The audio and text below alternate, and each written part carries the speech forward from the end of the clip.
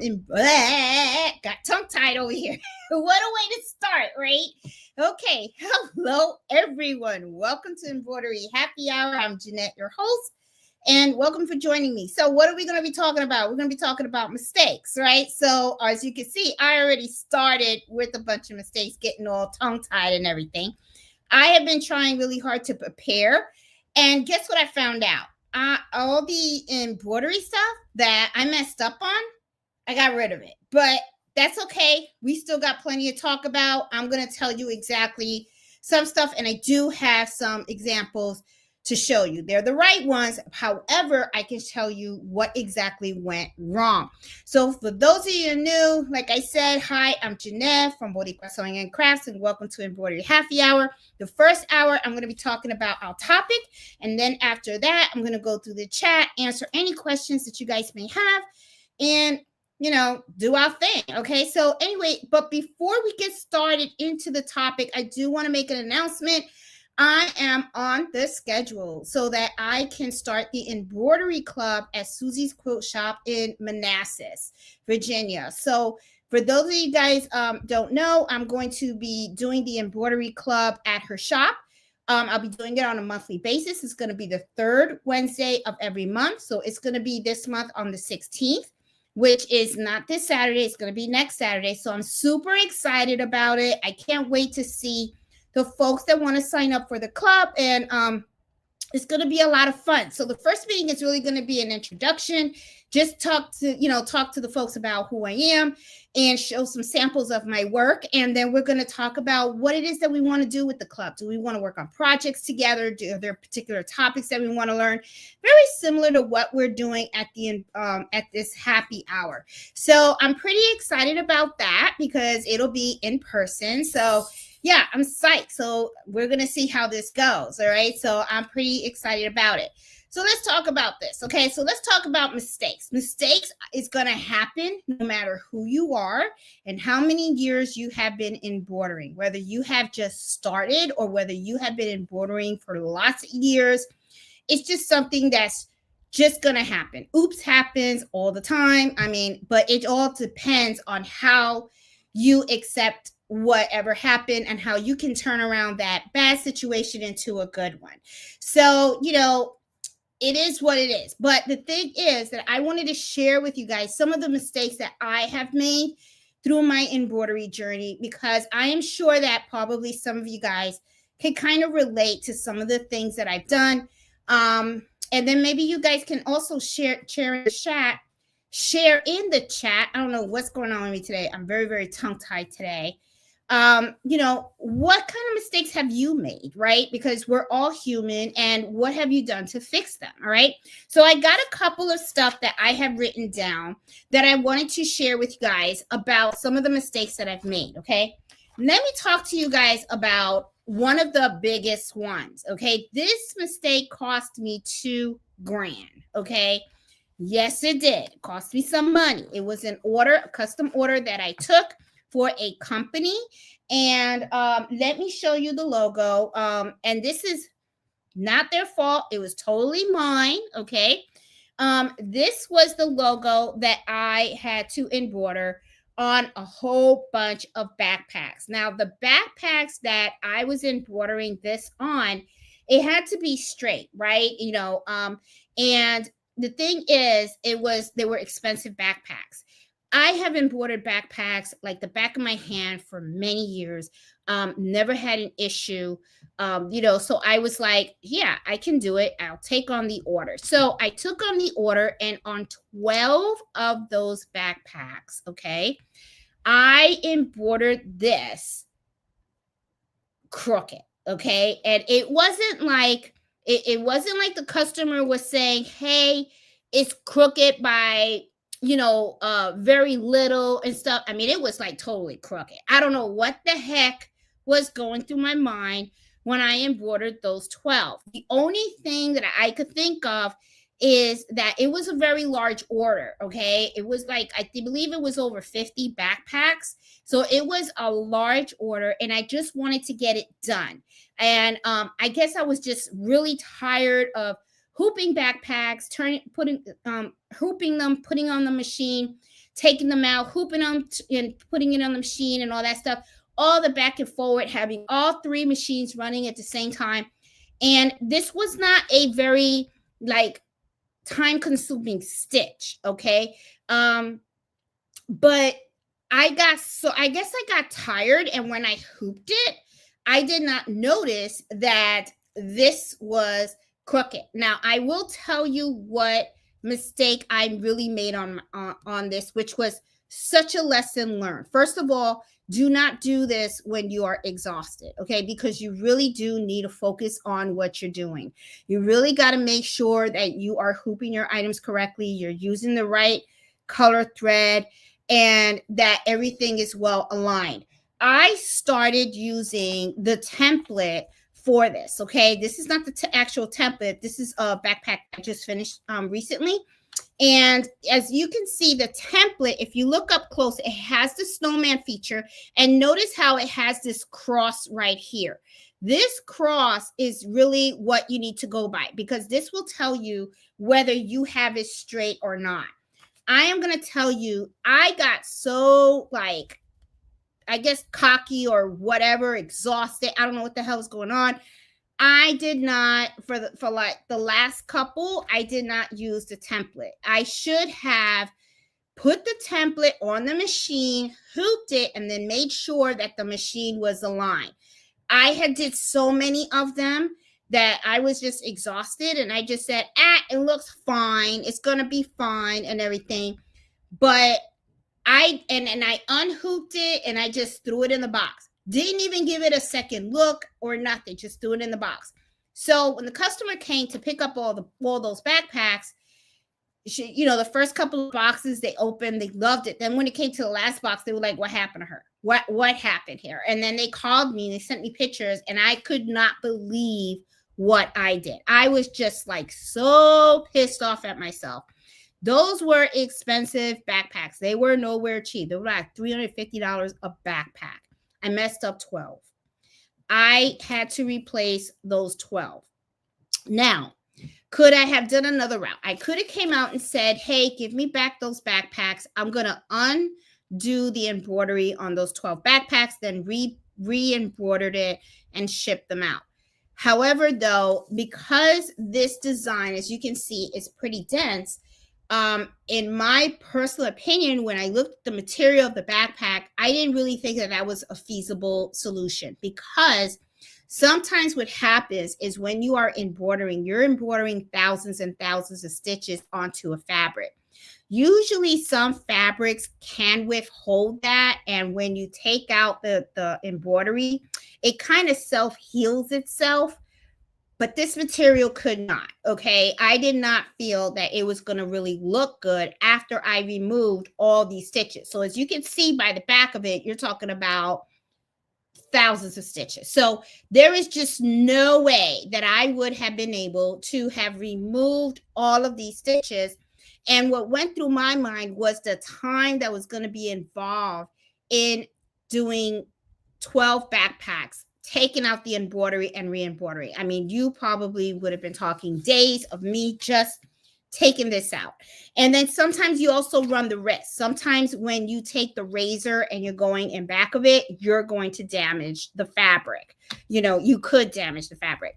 So I didn't want to chance that, right? So I looked at it this way. Now, I'm one of those people that I'll be pissed off, but then I'll have my moment, okay? And then I'll just say, okay, it happened, whatever. What are you going to do, right?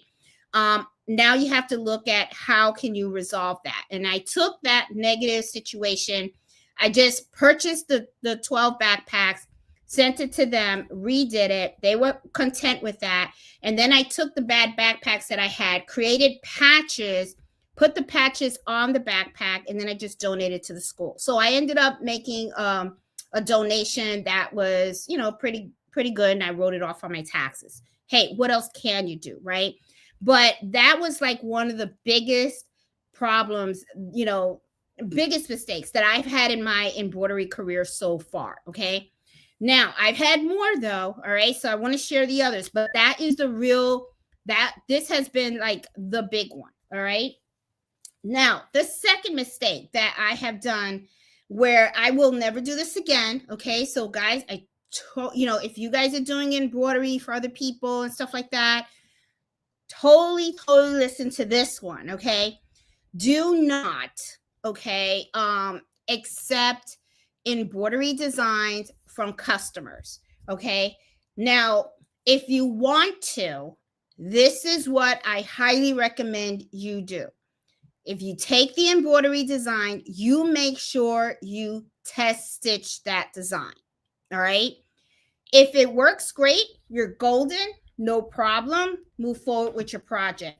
If it doesn't go straight, okay? I don't know if you guys know my story about my little champion dog over here. This is the perfect version of the dog, all right? However, though, I had to stitch this 9 times to get it perfect, all right? And I had to work with 2 digitizers to get the file done. Now, the problem that we were having was the details, okay? As you can see, and I'm putting this up on the camera real close, as you can see, this is a very detailed design. Now, I want you to really pay attention to the mouth that is here. As you can see, there is a lot of curves on here, all right? So it's like, and you can see right here, see how there's like a little hole right there, there's a little white space. That's because the dog has a beard, okay? So the thing is, this was for a champion dog that competes in dog shows, okay? It was, he's pretty famous. He's, I think he ranked #1 in the world for hounds, okay? So he was up there, okay? So it was really important to the customer, to get this design absolutely accurate as possible. Because if you guys don't know, with like dog shows, there's a lot of rules, right, on how dogs need to be presented, how their hair is supposed to flow, their muscles, their teeth, everything, right? So this was a drawing that was done of the champion dog, and they wanted to get this done so that they can put this on their products, so I actually embroider this on jackets, towels, polo shirts, bags, and stuff like that. So this had to be right. There was no way that we could make any type of mistakes. Even at the curl of the tail. I don't know if you guys see the tail. See how the tail is, that it's curled up like that. I mean, it had to be perfect. So one of the things that I did was I took her file that she had a digitizer do. The digitizer did most of it. I'm not going to say that the digitizer did a really bad job. They really didn't. They got most of the design done. However, though, the tricky part was the mouth. And the mouth did, with the beard showing and everything like that. So that detail was really, really important. And for some reason, she just couldn't get it. So I had to work with 2 digitizers. And what ended up happening was the whole file really had to be redone, because every time someone tried to fix the face of the dog, what they ended up doing was they made it denser and denser. And, the black stitching that happened in the mouth, all of a sudden that space would disappear.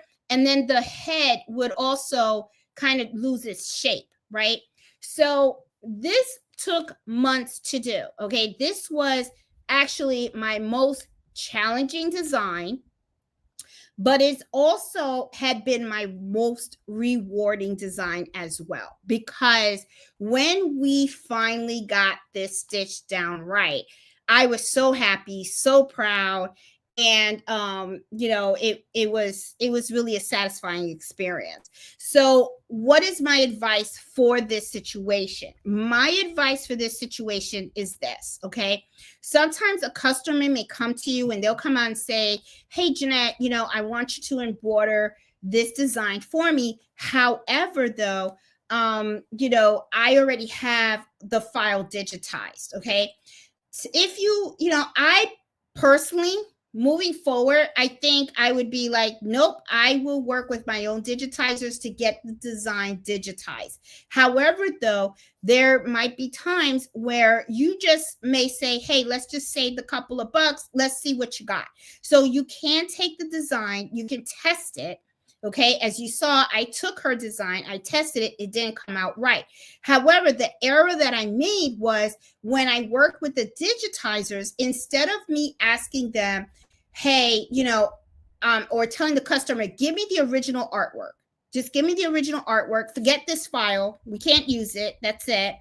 Take the artwork, give it to the digitizer, and let them digitize that file from scratch. Okay, instead of working with a file that someone else did.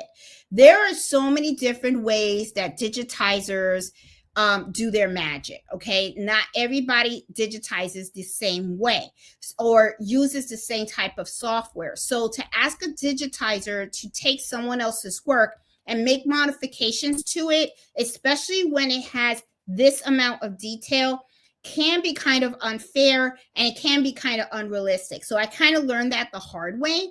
So I personally will tell you right now, if you want to try it, test it out. If it works, you're golden. If it doesn't, do not ask other digitizers to fix that. Just start over and just tell the customer, sorry, we can't do it. This is how much it's going to be to digitize the file and test it and everything like that. If it works great, then we can move forward.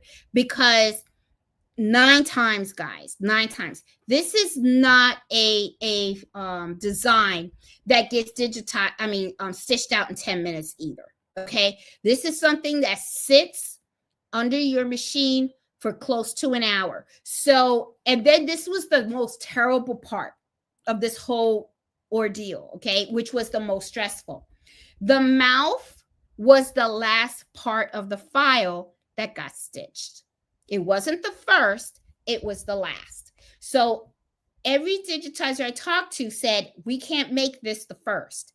It has to digitize the body first, and then we do the mouth. So it was kind of like, so, and the thing is, once it's perfect, you want a full thing, right? Because I even went so far as to try to fast forward the design to just get to the mouth. But the thing is, it's not, you need to stitch out the whole entire design in order for you to really understand whether a design is going to stitch out correctly or not. Okay, so, and on that note, okay, this is another mistake that I myself have done, and I have shared this with folks in the past. Okay, when you buy new embroidery files, it's always going to be a given and an understanding that as a machinist, I am buying a product that's going to work, that it's going to stitch out great. Okay, that is really what we think, right? We paid for it, right? So we're getting a design. We want to make sure that it works great.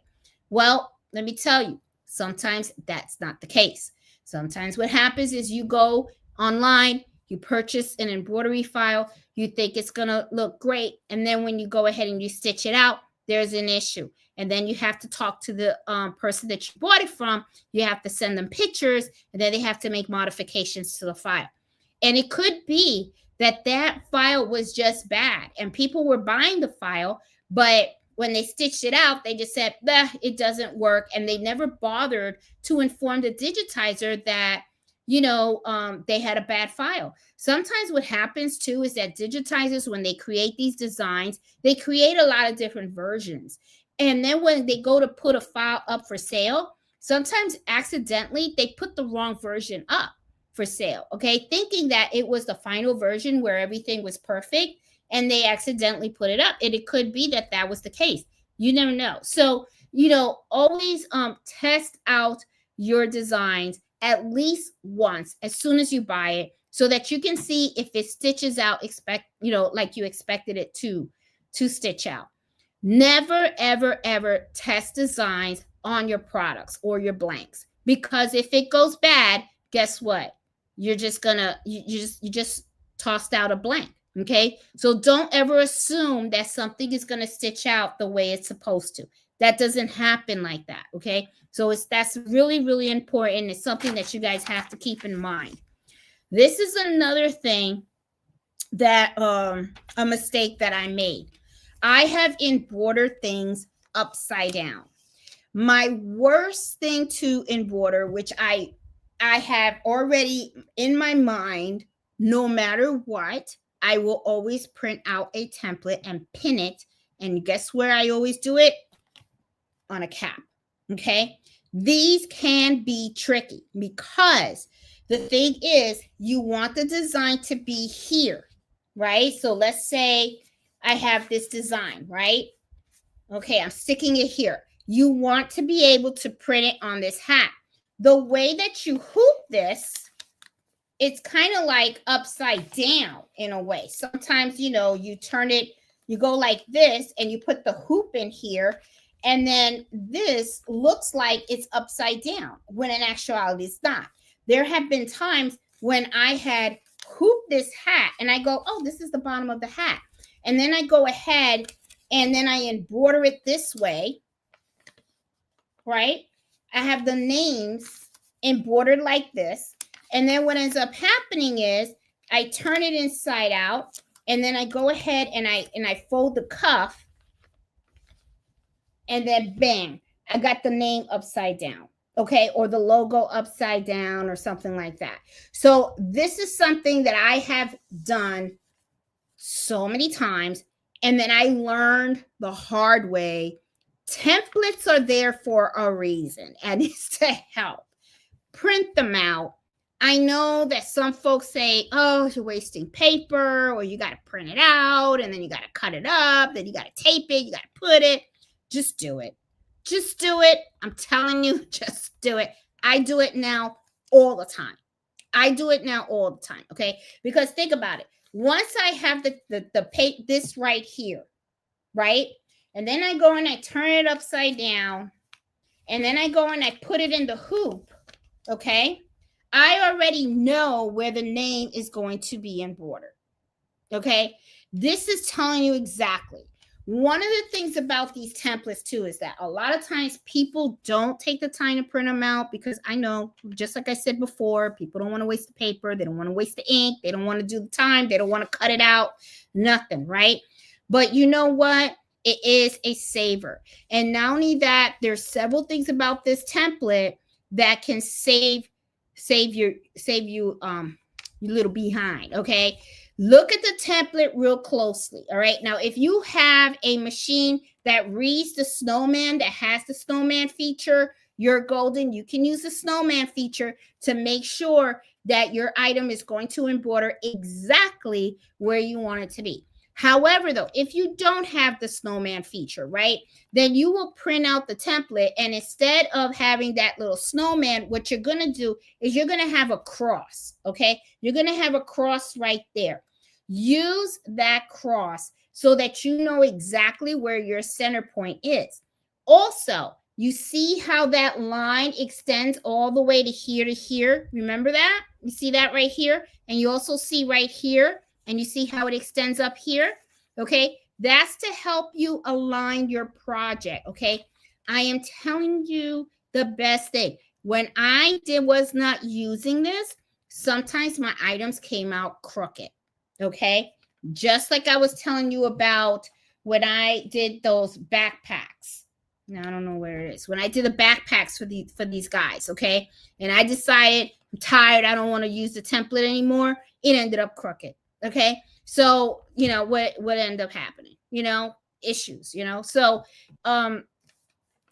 use the templates. They are very, very useful. They are there to help you to make sure that your placement is correct, okay? The other thing, since we're talking about this stuff, okay? A lot of times we are in the rush of just turning on that green button. We just want to embroider. That's all we want. We want to see the needle go up and down. We want to see the design come alive on whatever product it is that we're trying to embroider. However, you got to slow down. If you're in a hurry, don't do it.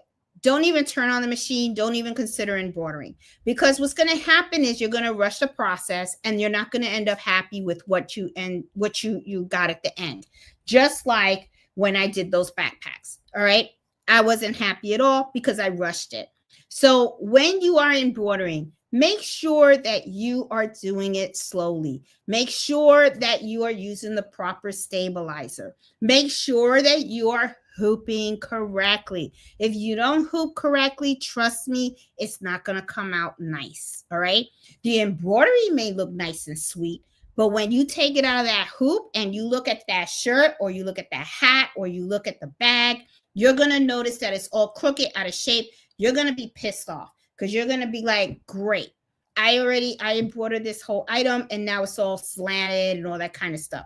So you got to make sure that you use this, okay? Make sure that you are taking your time. There may be times where you're just having a bad hoop day, okay?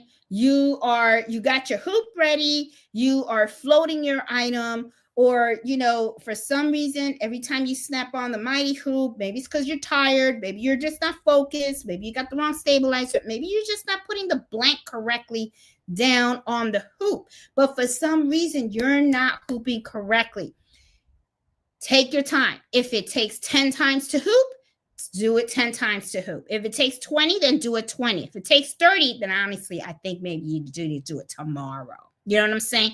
Because that means you're really, really pissed off and you're just not in the mood. You're not in the zone and you're going to mess up. So make sure you are not rushing. Make sure that you are doing all the homework up front. Okay. You know what type of fabric you are working with. You know the type of stabilizer that you need. You know exactly the method that you're going to use to hoop it.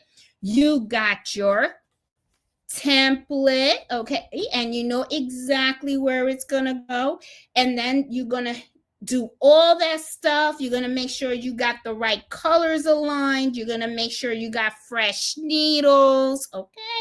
Then you're gonna hit that green button, and then you're gonna go ahead and let it embroider, and then you're gonna enjoy the outcome, okay? Because if you don't hoop correctly, if you don't do the homework in the beginning, okay, for whatever reason, you're going to have a chance of making a big mistake.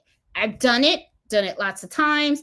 Sometimes I just got lazy. Sometimes I just wasn't in the mood, or I just needed a quick gift to give somebody. My quick 10-minute gift ended up turning into a 2-hour gift, or, my $5 gift that was going to be really nice, okay, ended up turning into a $25 gift because I had to throw away so many kitchen towels because I was not hooping them correctly, or I didn't change the thread in the needle and all that kind of stuff. I even made a mistake yesterday, okay, which I'll show you right now,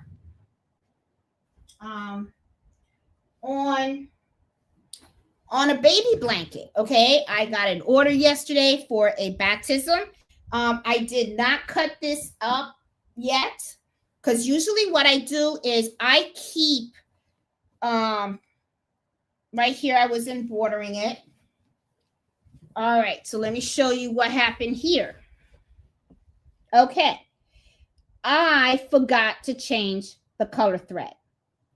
This part right here where you see pink, that was supposed to be gray thread, not pink. All right. Once I saw that, I was like, really? All right. And I didn't want to chance it, okay, and get a bad review and all that kind of stuff. So I just said, screw it.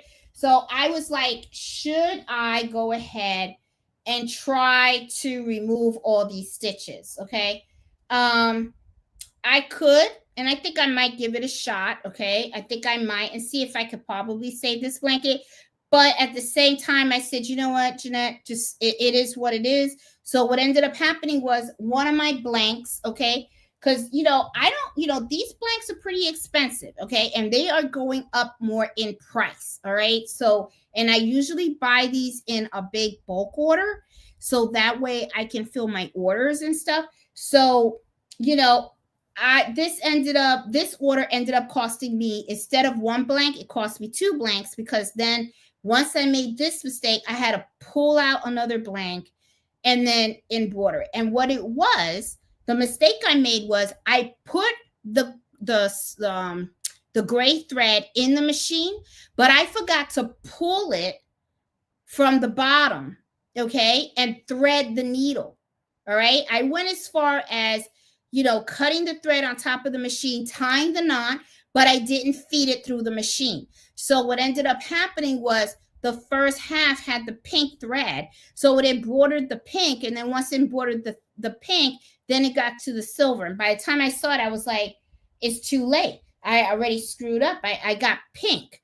And the thing is, normally, right, you could get away with it if it was just the thin part. But this is why I did not move forward with just changing the thread. Let me show you this, okay? Pay attention to this. If you look on here, this is where it started to go, side by side. The satin stitch started to come out. So normally, if you have a single stitch like this, you can take the right thread and you can go over it, and then the satin stitch will cover that up and nobody would ever know. But the satin stitch right here already started to embroider. And because that happened, that's too thick. I couldn't chance that the gray was going to cover all of that. So I didn't want to, chance it and then all of a sudden, do something. But I was just like, so yeah, so this is a whole blanket and stuff. I see Debbie put applique over the blanket error. I could do that. Probably, and that's probably a good idea. Maybe what I can do is I can maybe do an applique design on it. But a lot of times these baby blankets that I sell, most of them are personalized. I don't sell any unpersonalized, but maybe I could create one that's unpersonalized and then just sell it pretty inexpensive and see if it'll sell, or maybe I could sell it, locally or something like that. I could do that, and that's an idea. But that is something that, I messed up. And it's like, it hurts. It really does. It hurts, because for those of you guys that are in the business of embroidery, you guys already know that blanks are not, they're not cheap. Okay. And you want your prices to be competitive, but at the same time, you don't want to be doing, you don't want to give your stuff away. Right. So it's kind of like, I don't know. And to me, I just feel like the quality is very, very important. Okay. You got to make it right. And, if you go and you do your embroidery and it speaks about you, I'm telling you, when you do embroidery for people and it leaves your door, it talks about you. Okay. And you want people to look at your stuff and say, that's good quality work. Okay. So, I just didn't want to chance that and stuff, but it is a small, like Debbie was saying, I could probably put something like an applique or something on there just to save the blanket and maybe, sell it. But I don't know. We'll see. We'll see what I do. I do have other blankets where I had made mistakes. So what I have done is I have cut out the mistake. Okay. And I'll show you, like on this one. Okay. And what I do is I have like pieces of the quilt, right? Now, as I told you guys, I am working on my sewing room. So one of the things that I plan on doing is, because this is beautiful. This is a beautiful quilt, okay? What I was thinking of doing is, this is fabric. So maybe I can make some bags out of this, or project bags, or create something out of this. So I have been just cutting out my boo-boos and, just saving this and, and figuring I can use this for a sewing project. Maybe I can do the squares, okay? And I can do a quilt out of this or something. So, I'm going to, I'm going to save this and just, and I will find a useful, because I don't like waste. I really don't. So I maybe I'll use that for a quilt or something like that, because I do want to make a quilt for my son. That'd probably be a good idea. Yep, blocks is a good idea. Yep, that's what I was thinking. So I'm thinking I can make some blocks out of that, and then match it with some fabric, and it'll look cute and stuff. Maybe I could make a quilt or something like that. So, like I said, everybody makes mistakes. You're all gonna screw up, okay? If anybody tells you they never did, they're full of it, okay? We all know that, all right? We're human. We're all human. So, but to me, what's important is just know that you're not out there alone, okay? You're gonna screw up. It's all right. But look at stuff and just give it a positive spin, okay? That's really how I try to do things, okay? So I also got more stuff. Let me see. What else did I write in here? Okay, so I talked about that big mistake that cost me a bundle. I talked about this, okay? I screw these up royally, but now you guys know how I don't screw up anymore, okay? The changing of the threads. Just talk to you about that blanket, okay? When you are changing threads, and it's really about being focused, okay? Because there's so many moving parts to embroidery that people don't know about. People always think that you just turn on that machine and everything just happens magically, and it really doesn't. There's a lot of design work that goes behind it. You're working with digitizers, or you're designing the items by yourself.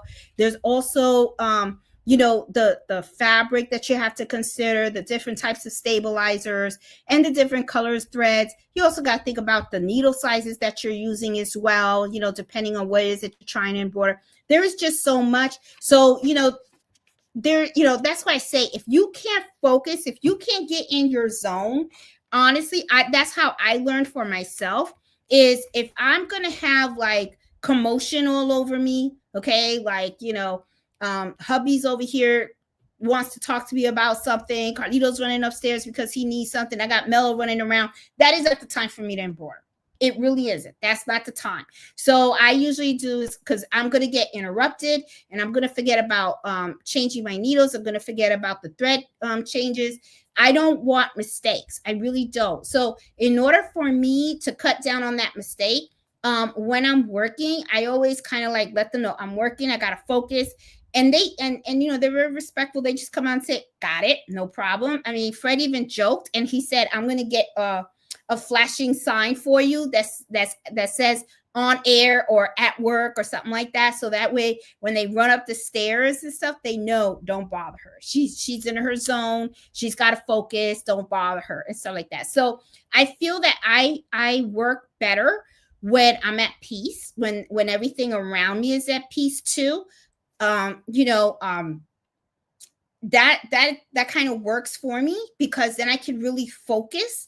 And this is the other thing too, like my mom, she was here when I was embroidering those backpacks, right?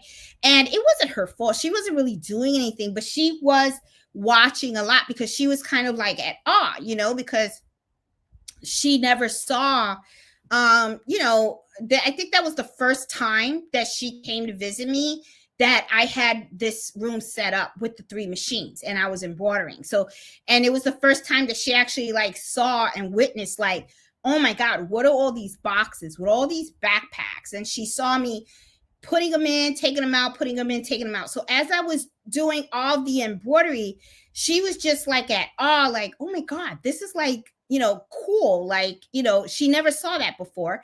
So what she did was she would go behind me, and sometimes I would end up like bumping into her and everything, because it is a small room.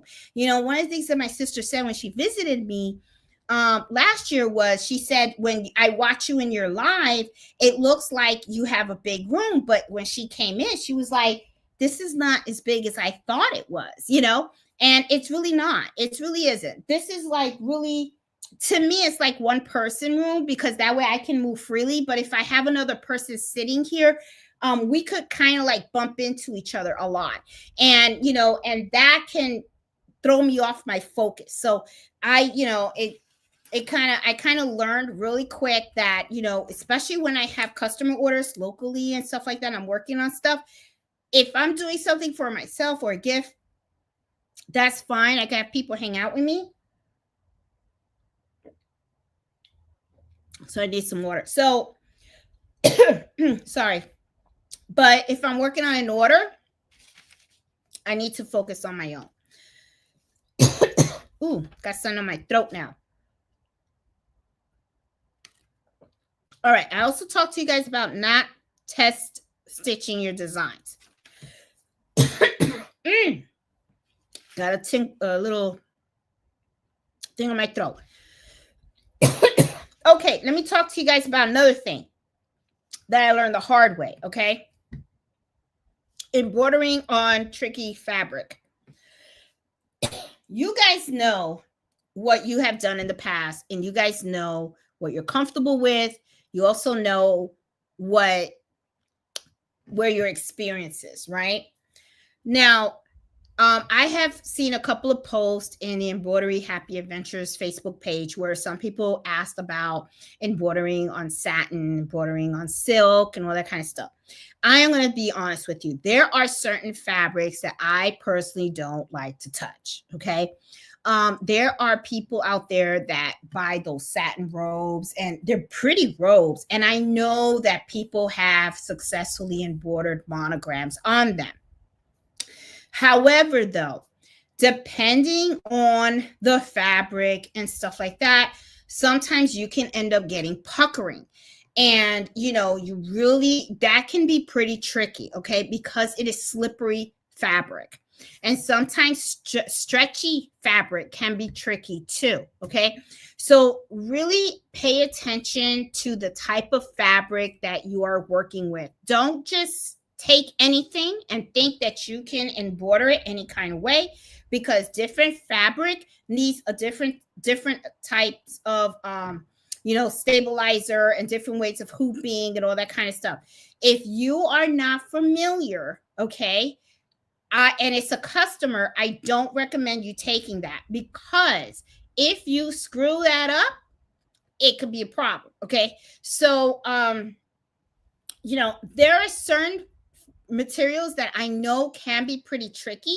Because of that, I just won't take them, okay? Now, will I buy like a satin robe and embroider on it if it was for me, or if it was something that I purchased that I wanted to gift, right, to a friend or a family member, something like that? For the reason being is, and of course, I'm going to try to embroider that perfectly. But the thing is, if it comes out screwed up, then that's fine. I don't have to gift it. Or, I'll be like, okay, well, I know I got puckering and stuff, but I'm giving it to Nancy. And Nancy, Nancy knows mistakes happen or whatever, right? Just like vice versa, right? So, it really depends. So really, if there is a particular fabric that's tricky and you want to specialize in that, okay, this is one of the recommendations that I have. Go to the fabric store, buy like 2 or 3 yards of that fabric, okay? If it's silk that you want to embroider on, as expensive as it is, I think it's worth it that you go to the store and you go ahead and you buy 1 or 2 or 3 yards of silk, okay? And then what you do is go to your machine and practice on that, okay? Because that way you could see whether you need 1 sheet of stabilizer or do you need 2 sheets of stabilizer. Do you have to slow down your machine because if it's puckering, because maybe you embroidered it at a very high speed? You want to make sure that you practice and that you're comfortable, okay, with that type of fabric. Once you are comfortable, then to me, I would be like, oh, then go at it, do your thing, okay? But it's like, I know that those types of fabrics can get kind of pricey, and sometimes those items that people buy can be kind of pricey as well. And I just feel like, as an embroiderer, as a machinist embroiderer, okay, you know what should be embroidered and what shouldn't be embroidered, what can be done and what shouldn't be done, okay? A lot of times the customers just grab stuff and they just go to you and they say, hey, can you just embroider this, okay? They don't take into account the density of the design. They don't take into account the type of fabric or how long something might take, or, if there's a special needle that might be involved or anything like that. They don't think of all that. All they know is they got this thing and they want you to go ahead and embroider it for them. You're the one that has to, do the whole puzzle thing. You're the ones that gotta find the solution to get them their end product. But what ends up happening is sometimes, there are going to be things out there that you may not want people to embroider, or you don't feel should be embroidered, or you don't feel comfortable doing it. That's when you really got to speak up. You got to tell them. I had a lady, no lie, came to me with a Louis Vuitton bag. You really think I'm going to touch that bag? I was like, no, I own Louis Vuitton bags. I know how much those bags cost. Okay. I was like, absolutely not. I was like, if you can find somebody else that'll do it, then that's fine, but not this chick. I ain't doing that. Okay. I was like, yeah. Could you imagine, especially the fabric? Okay. That is unforgiving fabric. All right. Once you punch a hole into that Louis Vuitton bag, that is a permanent hole. What if I screwed up? There was not going to be no, let me get the piggy stitch eraser and let me just take out all the stitches and everything, and then I'll just embroider on top of it. That wasn't going to work for that customer. She would have had me. She would have been pissed. So I was like, absolutely not. And she even went as far as, but it's an old bag. It'll be all right. No. I was like, no, I ain't doing it. I'm telling you. I was like, nope, can't do it. All right. So let me see. The other thing also, let me tell you about another mistake that I made. Okay. And this is really going to probably make you guys shake your head and be like, she got a point there. Not all thread is the same. I'm going to say it again. Okay. Not all embroidery thread is the same. Now, what do I mean by that? Okay, I'm going to tell you what I mean. When you have one brand of embroidery thread and it says it's red, and then you take another brand of embroidery thread and it says the color's red, sometimes not all thread matches exactly. So you better understand that. Okay, because if you run out of thread when you're in the middle of a project and you go from one brand to another, your color may change. All right, because it might be a little lighter, it might be a little darker. That red may not be that red you need. It may look a little bit orangey. So make sure, okay, that when you are starting a project that you have enough thread to finish that project. Now, if you are using the same brand and it's the same color, that's not a problem. But when you're going from one brand to another, it can be problematic. Okay, so just know that not all thread is the same.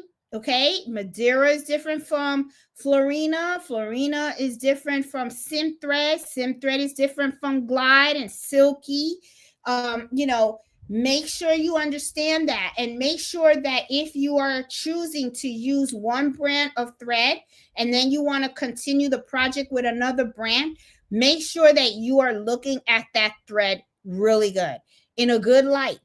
Okay, not sitting in your little dark room and then you go, well, they look the same. No, they're not the same. Okay, so make sure you have good lighting whenever you are looking at both of these things. Okay, so make sure that you are doing that, because then what's going to happen is for example, if there's not a match, customer's going to notice, and you're going to notice it too, and you're going to be like, eesh.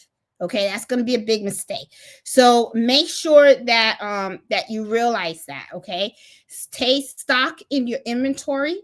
Make sure you don't run out. I don't know if you guys, those of you that are new, I know those that have been with me for a long time know about the story about when I ran out of bobbin thread and I was running around all over the place. Thank God that Susie had a whole box of bobbins and I bought it from her. Couldn't find them on Amazon, couldn't find them from the wholesaler. I mean, they were out. All stitch was out. People were out. I was like, are you serious? And she thankfully was locally to me and had a box. If not, I would have been messed up. Would not have been able to finish my orders. Now it's like my inventory, I religiously always check it. Okay. Every month I go through, I look at all my threads, I see what colors are low, what colors, what my bobbins count is. Okay. Do I have enough boxes to keep, to keep me going? I mean, the needles, I make sure I have enough needles. You got to change those needles, guys. I'm telling you, change those needles. A lot of times people don't like changing those needles. You need to. You need to change them. If your machine is making like a knocking noise, like, you know your machine. You know your machine. Okay? You know how that machine sounded when you put in that fresh needle. It was golden. It was music to your ears. And then when that needle got dull, it's like a knocking sound. You could tell. You hear it, you know it. And I'm going to tell you, when you hear that, that means that that needle is really being forced down on that fabric. It's making bigger holes. Your embroidery is not going to look good. It really isn't. Don't be cheap. Don't be cheap. I'm telling you, buy those needles. Buy them by the 100 pack. If you have a single needle, 100 packs should really last you a long time. I have multi-needle machines plus single needles. So trust me, I change my needles every week.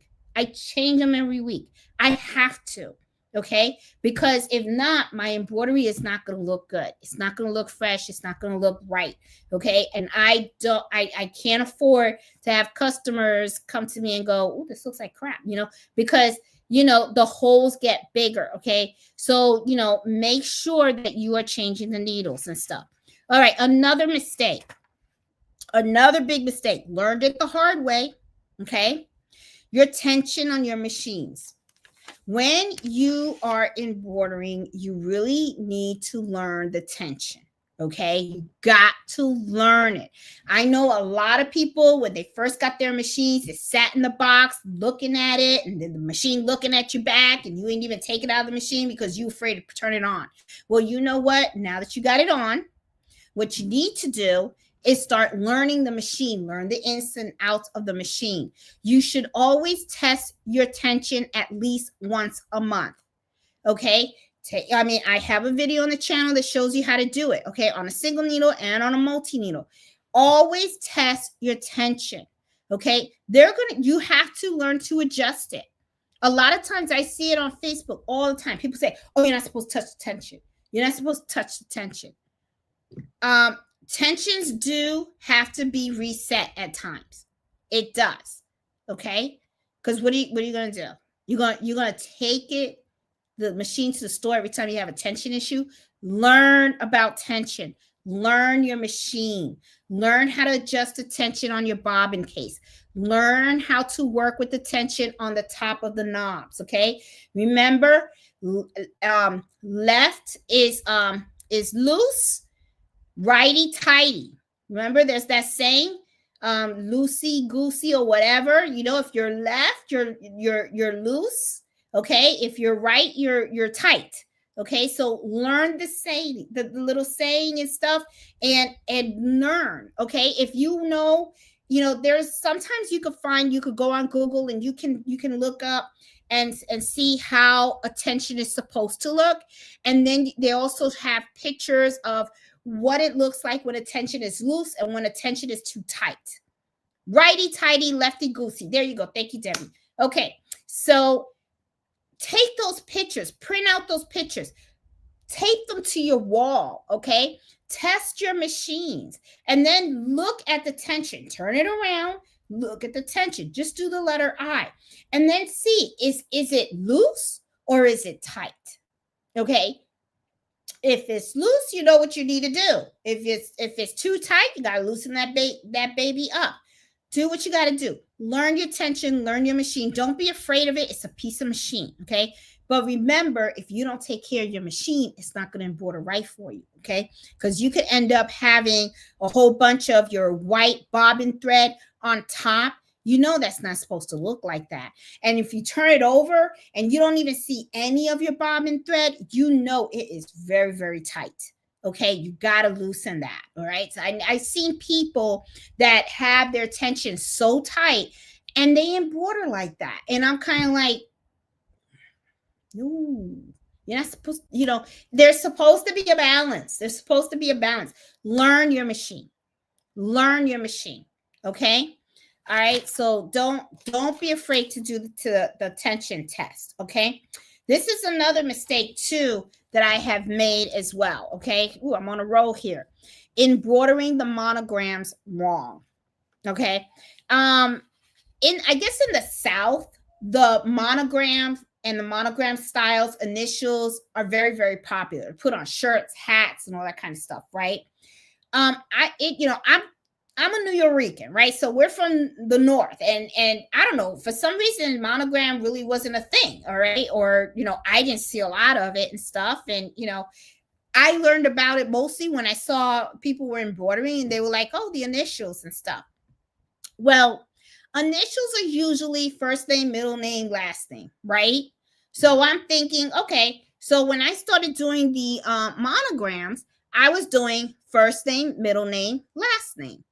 But what I didn't know is that then when I Googled it, right, because the customer said no, because they told me their initials, and then I sent them a sample of what it would be. I did it in Brilliance, thankfully, took a snapshot and I sent it to them, and they said, no, the last initial is supposed to be in the middle. And that's where you go ahead and you make the middle initial bigger and then the two sides smaller, right? That's how you do the monograms.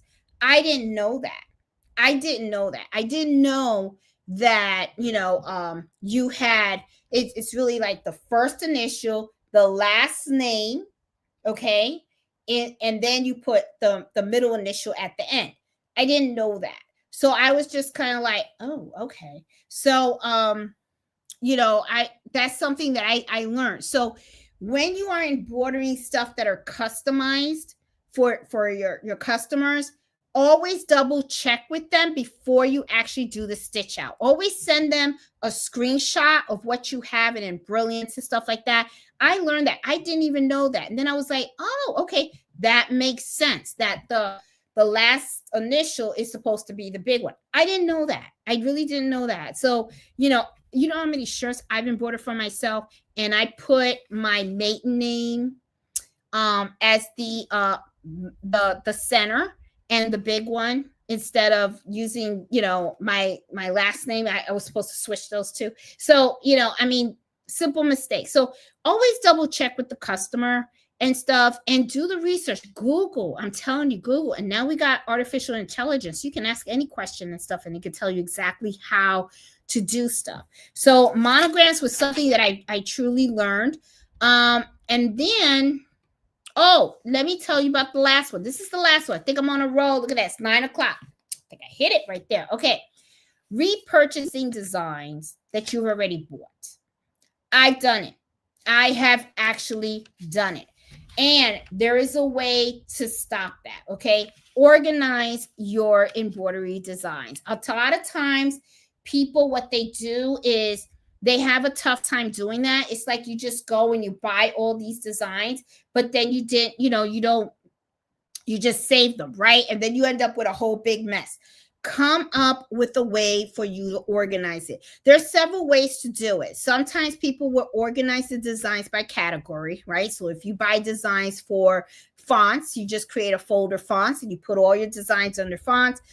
Sometimes people will organize them by vendor, right? They'll say, hey, I bought a whole bunch of designs by Juju or Little Bees, or or Etsy or whatever, or shop in Etsy or something like that. They'll create folders for all their vendors where they purchase designs, and then they'll go ahead and they'll just create little mini folders as to what the category is, and then they'll just save the file there. So there's a whole bunch of different ways that you can do that, but make sure that you do organize your files, okay? And make sure that you name them in a way that is easy for you to do a search and find them as well. There have been times when I, had needed a file, and I know I bought it, but I just couldn't find it because I was not, I didn't rename the file, because sometimes what happens is you'll buy a file and you download it, and then it just has like a number, okay, and it means something to the digitizer, but it doesn't mean anything to me, okay, because I want to know that it's an embroidery file regarding golf designs, right? Instead of just it's a 1110. 110 doesn't mean anything to me, but if I go ahead and say golf bag design, that means something to me, because now I know what that design is about, and then when I do a search, it'll show up in my search. If I type golf, all my designs regarding golf will show up, okay? Or if I type cross, right, all the designs that I purchased to embroider a cross for my baptism blankets, they will show up. So you got to make sure that you are organizing your files, because that way it's easy for you to find them, and also it will prevent you from repurchasing designs that you had already purchased, because you can actually do that. You can really do that, because there are just so much out there, and there's new designs all the time. Sometimes a design is hot today, then it's not hot, it's not hot tomorrow. Now they got new designs that are hot today. So you want to make sure that you organize stuff and everything. So let's see. So yeah, so those are all my common mistakes, and I hope that these are little stitching fails that that I've experienced, and I hope that you guys find them valuable, so that way it can help you and stuff like that in your journey. So I am going to go down the chat now and say hi to everybody. Let's see. Let's say hi. I see Marlene is in there. And yes, Nancy had a great live today. For you guys that don't know, my sister is Nancy. She's from Gift Says Cute, and she has a morning show Monday through Friday at 8 o'clock Eastern Standard Time. And she hit 10,000 subscribers. So very, very proud of her. She works so hard on her channel, and she's really doing well. I'm very, very proud of her and stuff. And yeah, it was a lot of fun. She had a giveaway today. She had a giveaway. Lots of people won prizes and stuff. So it was, yes, Marlene, it was fun this morning. It was a lot of fun. It really was. You're so right. Hey, Miss Big Fake, how are you? Good evening. How you doing? I see Eleanor is in the house as well. How are you, from Hawaii? Hey, Jenny, how are you doing? I see Deidre. How are you? How you doing? Hi, Renee. How are you? How you doing? I see Lauren as well. How are you, from Atlanta? Hey, Barino, how are you? And asking about the boss man, Mello. Let me tell you, okay, got to give him a little cameo here. Mello, they're asking about you. Can you lift your head? Can you lift your head? He's been working all day today, so as you can see, he's always in here. But as you can see also, he has planted himself right in front of the embroidery machines, because that's how he does all the time. And every time I have to embroider, I always have to say, excuse me, can you move? And stuff. But that's his spot right there in front of not just one, all of them. See? All three. So it's like sometimes I got to step over him and stuff like that. But he eventually moves. He eventually does move. Hey, Town Mama, how are you? How you doing? Hey, Joyce. How are you? I see Joanna. How are you doing? Hey, Becky. How are you? Almost left this morning, getting ready for the summer's Last Blast car show and classic cruise event we had here in Vermont. Latest car. Oh, you love the car show. My dad loved going to car shows. That was his thing, especially when we lived in New York. He always, when I think they used to have it at, I think it was Madison Square Garden where they used to have the thing. It was at a big place, but he never missed a year and stuff. But I don't think he went when he retired. Then from retirement, he started going to the car races. So he graduated to that, and he was a VIP member. Every year he went and stuff. He was a big car person. I'm so happy for you. You are going to be amazing teacher. Yes, I am. I'm excited. I am excited about going there. Um Oh, Bernardino said, I've accidentally tore a hole through one of my embroidery projects, slapped some stabilizer on the back, and did a small design to cover it. Yeah, we do have little tricks that we can do, like I think it was Debbie that said, "Hey, smack an applique design on top of that. Nobody will know."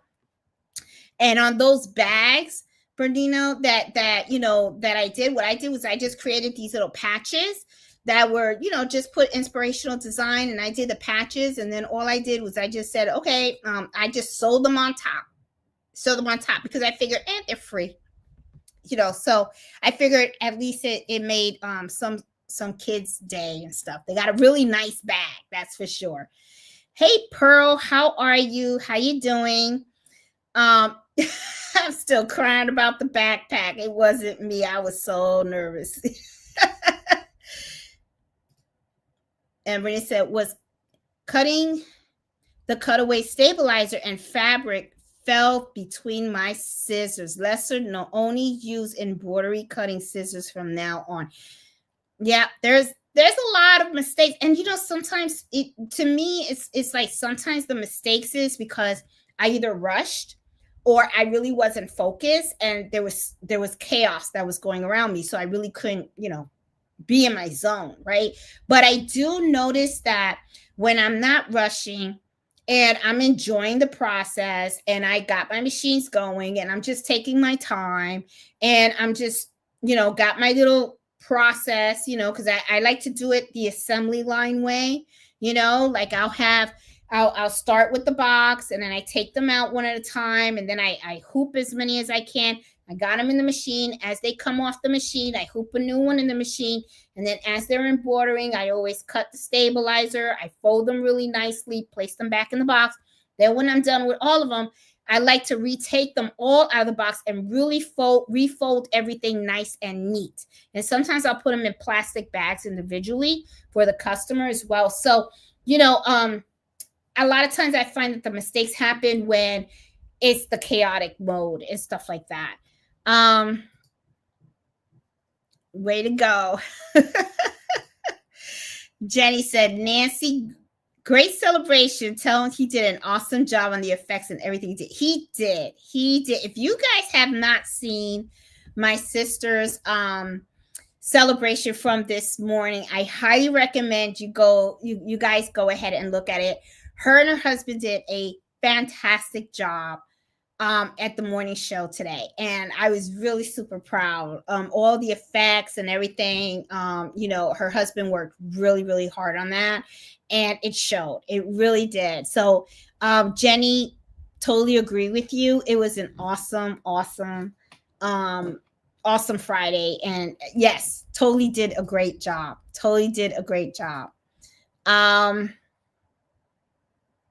Oh, they've been cruising. Okay. All right. So let's see going down. Hey Debbie, how are you? How you doing?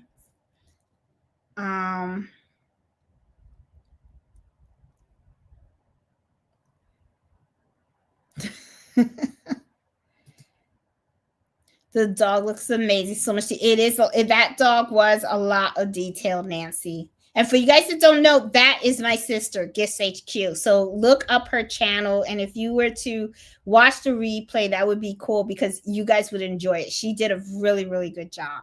She really did.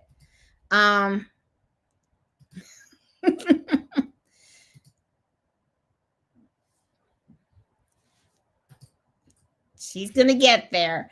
I love so much that you didn't give up getting it spot on.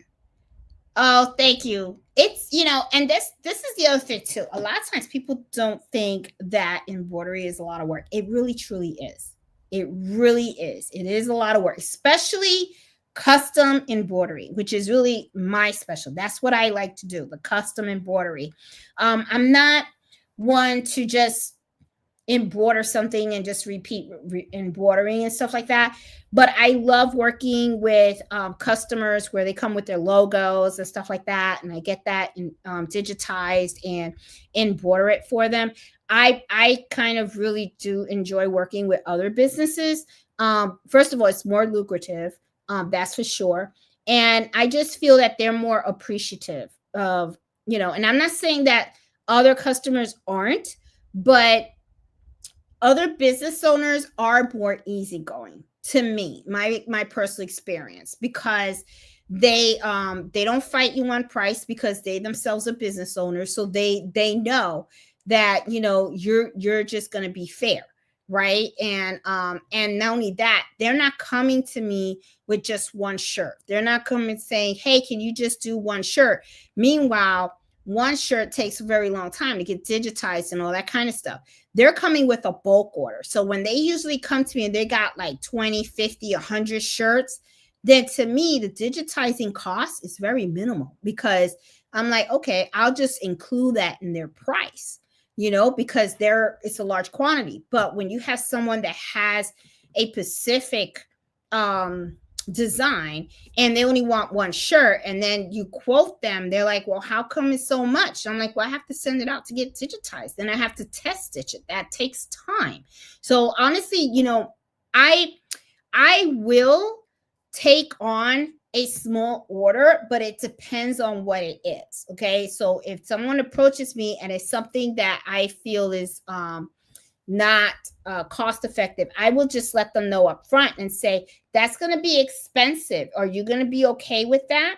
And I explain to them why. I say, it's because I have to get that sent out. It has to be digitized. It has to be test stitched. So I'm going to need money up front, and, I just let them know you have to pay for the digitizing, because that's a one-time use, So, it can be difficult, to work with one's orders, which is why when you look at some of these embroidery shops, sometimes they do have a minimum order. They'll say, no, you have to buy at least 15, 20 items, right? For it to be worth their while. They won't turn on the machines for one item. And a lot of times these embroidery shops, they don't work off of single heads. They work off of machines that have 4, 6, 8 heads. So when they turn on that machine, it's 8 heads that are moving. So which is why, another reason why they like doing the minimum. My machines are all single heads, but I still need it to be worth my while. Okay. Because I'd rather spend my time in working on new designs for my Etsy shop or something like that than turn on a machine and spend a whole day just to make a $15 or $20 sale. It's not lucrative for me. So, sometimes people don't understand that and stuff. Hey, Emma, how are you? See, Debbie said last week, my brain took a coffee. I embroidered 5 totes with an upside down design. Been there. Been there. So important to pay attention to details. I'm sure your customers so pleased. They're very, and and I get a lot of orders from that customer all the time, especially for this, because they know that I mastered this design. They always come in, and I have done patches, I have done shirts, I've done sweatshirts, I've done jackets, towels, all with this design. So it was really well worth it and stuff, and stuff. And unfortunately, the dog passed away, but there's it wasn't just one champion. There's a family of them. So, and they're still competing. So, but that was their champion dog and stuff. It was a beautiful dog. Oh my God. When I saw that dog in person, I was just like, I was floored at how gorgeous that dog was. Oh my God. Truly gorgeous. Hey, Faith, how are you? How you doing? Oh, how many threads did that design needed? Oh, okay. This design is actually 5 colors. This is 5 colors. Okay. There's an ivory. There's a little. There's 4. Yep, 5. This one. This is 5 colors, Marlene. This one was 5, and it takes about an hour. And the reason why it takes an hour isn't really because of the number of stitches. There are areas of this design that you have to slow the machine down so that the details can really be stitched out well. Okay, this is not you're going to have some designs, okay, where sometimes there's a lot of details in it. There's going to be portions of the design that you can embroider full speed, and then there's going to be certain portions that you have to slow down that machine. So to set up the machine for this, it takes a little while because there are 3 needles, 3 colors that I have to tell the machine that when it's stitching those colors, that it slows down the machine, that it goes 500 stitches per minute. And then in one color, it can go up to 800, and then the other color, it can do the 1,000. But what I did for this design, what I did was for those 3 colors that the machine had to be slowed down, that goes 500. And then the rest of it, I just said, just do 800 stitches per minute and we're golden. So because I have to slow down the machine, sometimes a design like this can take about an hour. Okay. So like I said, sometimes, you can't be in a rush. You just can't. And the way I look at it is I make sure that I allot the time that I need in order to embroider this. So it takes quite a while. Hey, Faith, how are you? How you doing? Hey, Iris, how are you? I don't think I saw you before. Or I don't know if I said hi to you. The dog was beautiful after the stress. It was. This design was driving her crazy, and now she has very low. It was. Yes, it was. See, Money said, I purchased a file and it said that it is a PES. Purchased it, tried to test run, and it would not let me. I contacted the vendor. They sent me the correct file. Yep. It happens. It happens all the time. I mean, that people make mistakes. And you got to understand also, a lot of times that, they, like I said, they're creating these designs. Sometimes they have different versions of these designs, and they can accidentally upload the wrong version. They think that that's the final one, and it's not, because they probably had version 1, 2, 3, 4. We don't know. It could have been 10, 12 different versions. And when they went to upload it, then they uploaded the wrong version. They could have uploaded version 7 or 9 instead of the final. So, always test and stuff. The dog experience taught us all not to accept less than what than we want. Yeah. And not only that, I mean, there's just certain things that you want to make sure that you're really good at, because to me, quality means everything, not the quantity.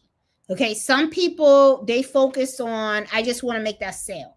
I just want to hurry up and make all these sales, but they don't take the time to really pay attention to the quality of the work that they're sending out that door. And to me, that's more important. Okay. And it's important, especially when you're working with local customers, because you want to build that relationship and that trust. Okay. You want to be able to go, you want that customer to know that you care about their product and that you're gonna do the best you can to make sure that they get good quality work. Okay. That's why, especially if you're going to price them a certain way. Okay. I do price a little bit high. Okay. But it's fair. And when they see the quality of the work that I deliver, they understand why. Okay. I tell them, I go, I'm not going to, I don't do the cheap stuff. If I have to do cheap, I just won't do it. Because what's going to happen is you're going to get a bunch of bad reviews and all that stuff. And I just got, I don't know if you guys have noticed or know, or you won't know, but on my Etsy shop, I just got my 1,000 5-star review today, which I was like, wow, that's really cool. So I got 1,000 reviews on my Etsy shop, all 5 stars. So that's awesome, and I'm like, that's cool. That I like, because when people look locally and they go to my Etsy shop and they read the reviews and they're looking at the quality of my work, they're going to see that. They're going to be like, you know what? 1,000 customers gave her 5 stars. So they already know right up the front that she doesn't mess around. She does good work. A lot of people, like what she does. So that to me is important. Quality is so important to me. It really, truly is. To some people, it's not. To some people, it's all about getting the stuff out the door and collecting the money, and they don't care how the person feels about the product and stuff like that. I'm just the opposite. I don't, if I have to do crappy work, I prefer not to do it. That's just me and stuff. Hey, Susie, how you doing?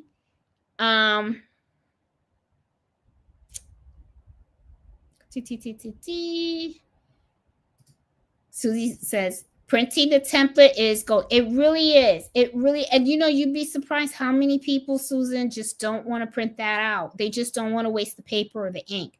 And I say, you should do it. You really should, because it really gives you that peace of mind to know that you're doing it right. Hey, baby giant, how are you? How you doing? I learned from the best. Template is my best friend. It is. It's everybody's best friend.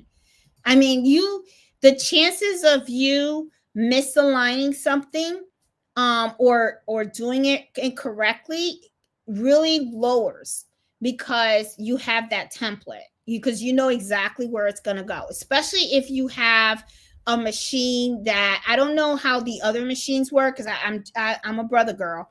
So I have all brother machines, and my 10 needle has the snowman capability, and my 6 needle has the laser pointer. And that helps me to make sure that, the template, that it's aligned. So I use those features a lot. I really, truly do. And they save me every time. So I really focus on where I'm putting that template, and then I'm hooping it correctly, have the machine scan it and do its thing, and I don't have to worry about it, because it's coming out perfectly. I do it all the time. So Deborah, 2 years in a row, my son asked me to embroider a cat. Both times, the first one was upside down, and one of them is usable for me. I think it's still cute.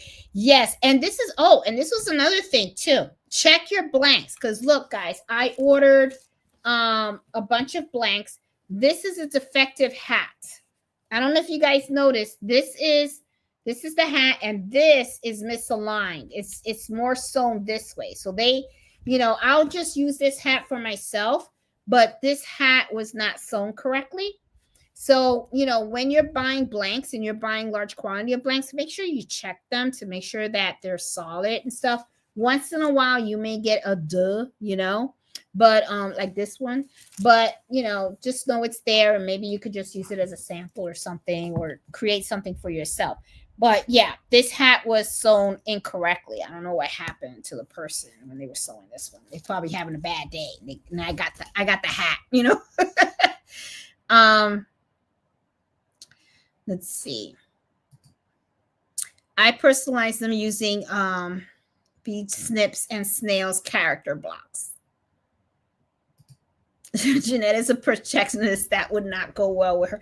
Yeah, I am. Especially if the item is going to a customer. No, if let's say that baby blanket, if it was going to, I don't know, let's say there was a baby in the family or something like that, right? It's my family, right? So I'll throw an applique on top of that and everything. They'll be fine. And then what I'll do is I'll just put cloud cover in the back so that they don't know there was a mistake, that I'll do that. But to get to a customer, no, it ain't gonna, no, it's got to be perfect when it leaves here. Cause it's all about reputation and stuff. Hey, Elena, how are you? How you doing? Hey, Sandy. I find if I cut the bobbin thread on the back, the top comes right out. It does. And that is exactly how you're supposed to be removing embroidery, is actually by cutting the bobbin thread. So I am going to give it a shot just to see how the blanket looks when I remove that embroidery. If it looks okay, then I'll be like, all right, then, the fabric healed itself. So I should be able to use this for another blanket. But if I see that I could still see the holes and it doesn't look right, there's no way I'm going to give that to a customer. I'll probably use that so that I can do more samples, of new designs and stuff like that, to take pictures, put on the Etsy shop and stuff. Because remember, those blankets have 4 corners, so I can do designs on that, and I can put a design in the middle and stuff, just take pictures and everything. And believe me, it won't go to waste. I mean, it's not like I'm going to throw that in the garbage. It's going to be useful in some kind of way and stuff. Love those quilts. I know. I love them too, and cut it in blocks. And that's what I plan on doing with those other blankets that I couldn't save. I'm just going to cut them in blocks, and I'm going to use them for quilts. And, and not just quilts too. Maybe I could do like a towel, or maybe I could use it to make sponges or makeup pads or something.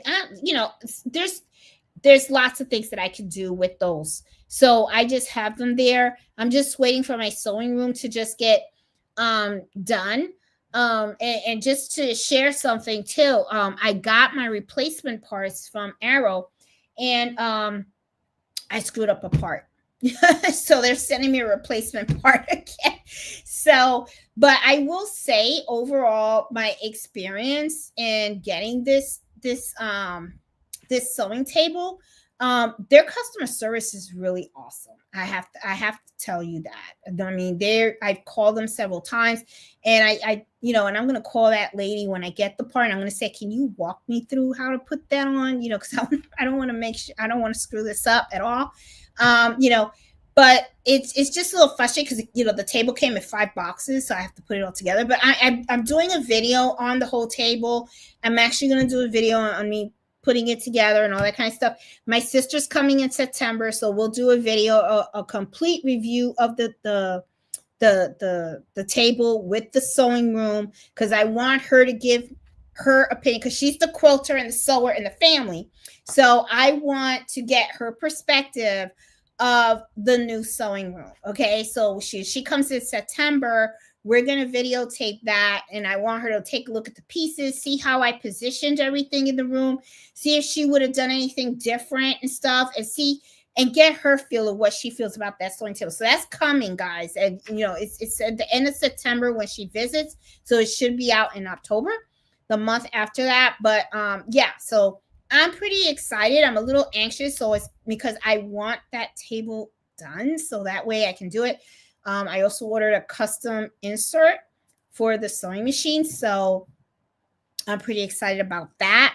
So yeah, so I want that room done because I have all these sewing projects that I want to do, and I want to videotape these sewing projects as I do them, because some of the sewing projects is going to be working on scraps, right, that I have from mistakes that I've done in my embroidery room. So I don't like throwing fabric away. So I want to be able to reuse that fabric. And I want to share with you guys the different projects that I've done reusing that stuff. So, because I'm sure that if you guys do kitchen towels, you may need some ideas on how can you reuse kitchen towels that you messed up on.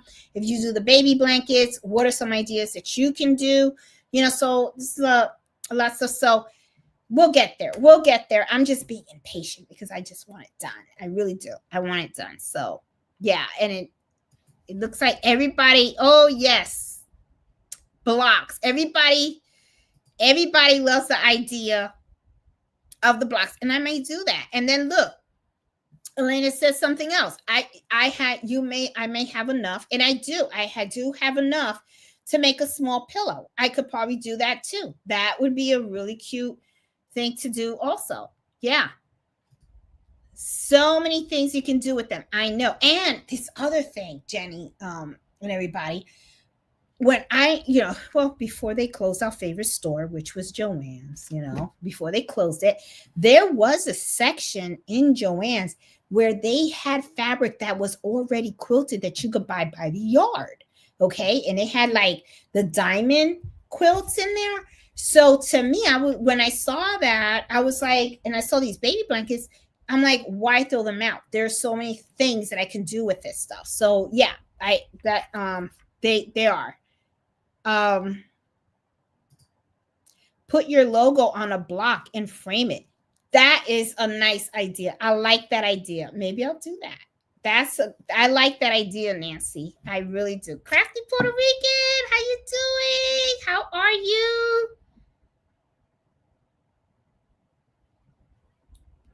I can't wait for September when we're all hanging out together. Cannot wait. That's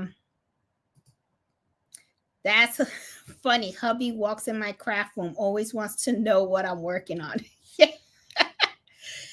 Yeah, I always, it's kind of funny. So, I mean, my house is usually very, very quiet because it's just me, Fred, and Carlito, right? And Carlito does his thing and Fred does his things. But we do have our chaotic moments, right? Where he's asking me a question and Carlito just runs up and asks questions and stuff. And then next thing you know, it's like we have those moments where it's like, what are you doing? Whatever, and stuff. And it gets a little crazy, right? So I have learned that at those moments, if I'm in the middle of an order, I do have to tell them, hey guys, I'm working. I got to focus and stuff. And they're like, oh, okay. And stuff. And and not only, Mello has his moments too, where he comes in and he starts barking and stuff. He just wants to talk, so I'm like, I got to listen, and I'm like, okay. So I have to have my moments and stuff. Let's see. Oh, McFate said, just finished embroidery for uniform jackets. Good for you. You did it.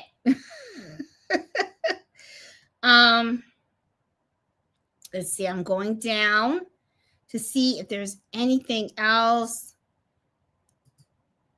After watching your video doing those stoles, I told a friend I could not do it. It can be tricky. Sometimes certain fabrics can be tricky.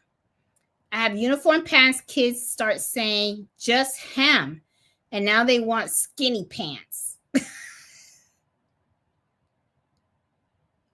I don't do alterations. Yeah, I do not do I have had people come to me and say, hey, can you hem my pants or hem my skirt? Nope. I don't do that. I will do my own clothes, but I won't do any other clothes. I don't have that skill set yet. Okay. Maybe later on in time, I'll have that confidence and I can do that. But I don't right now. Hey, Rita, how are you? How you doing? Hey, Sue, how are you?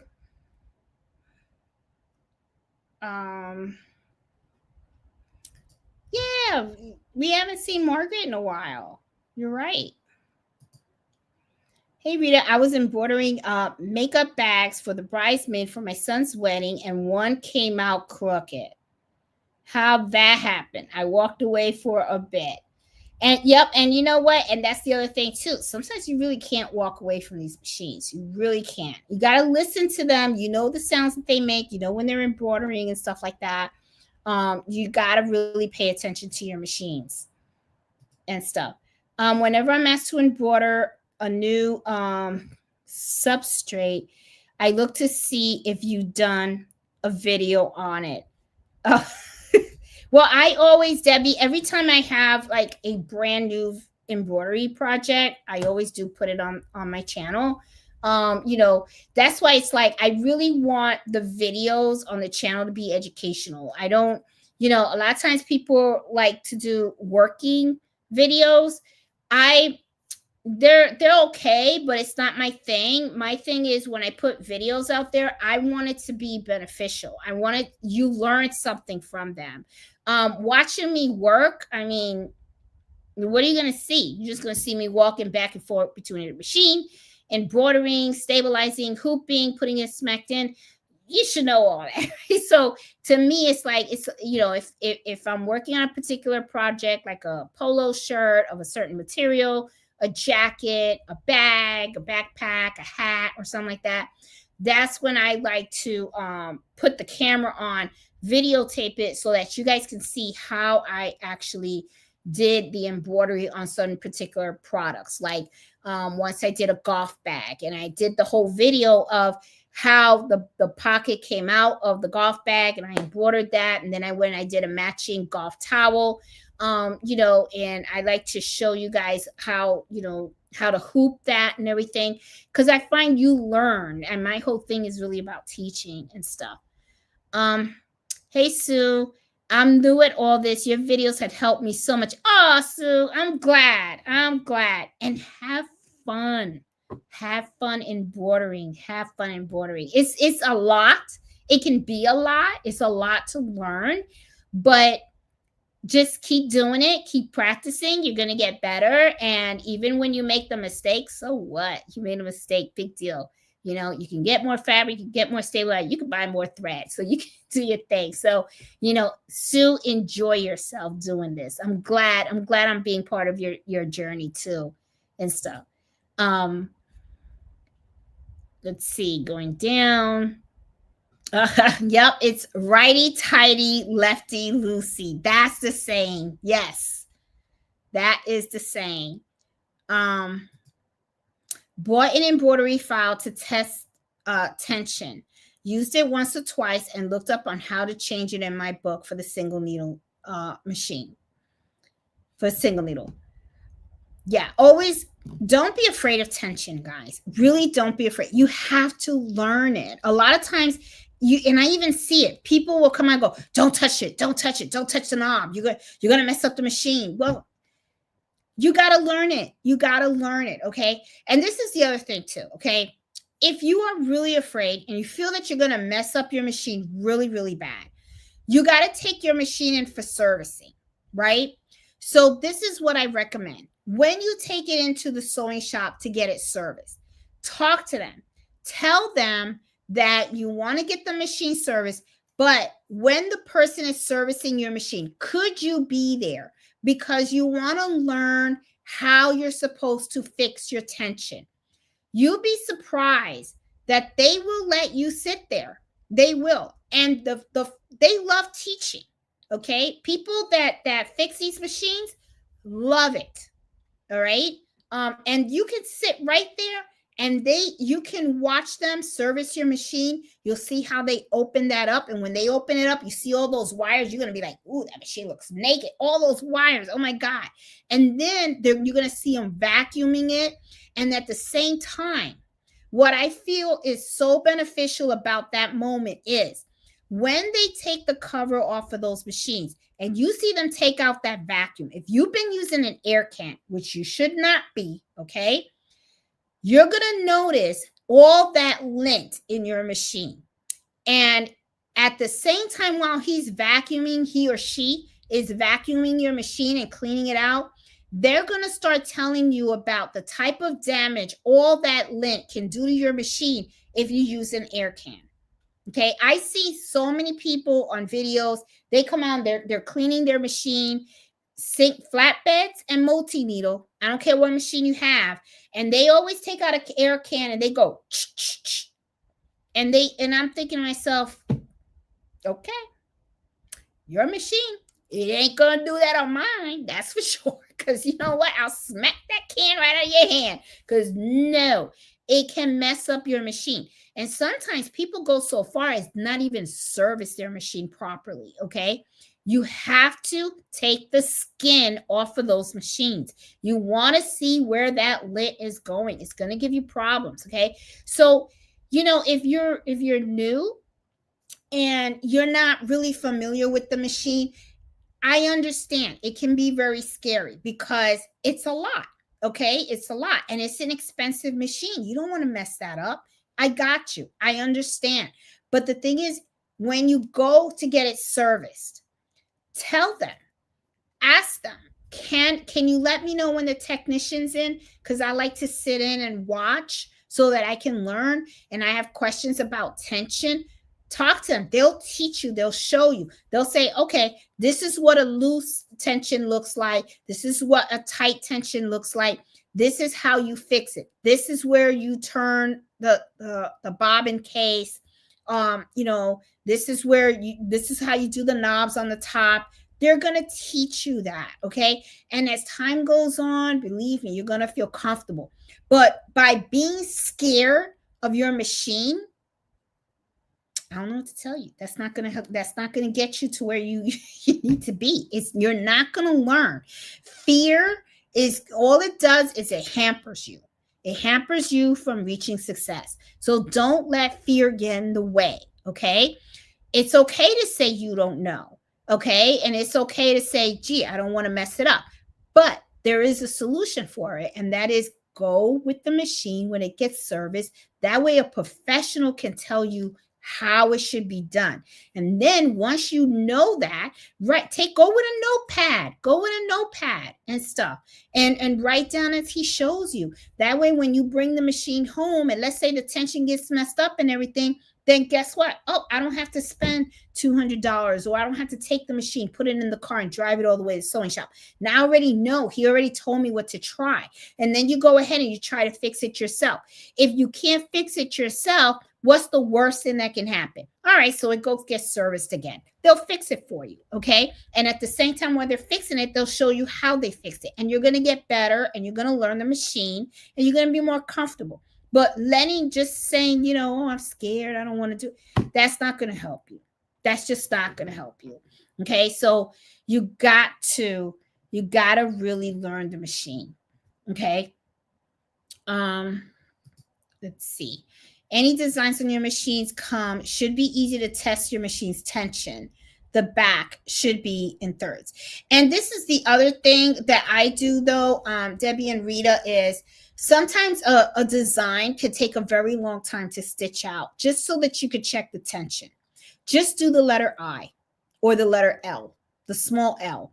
All you need is a straight line.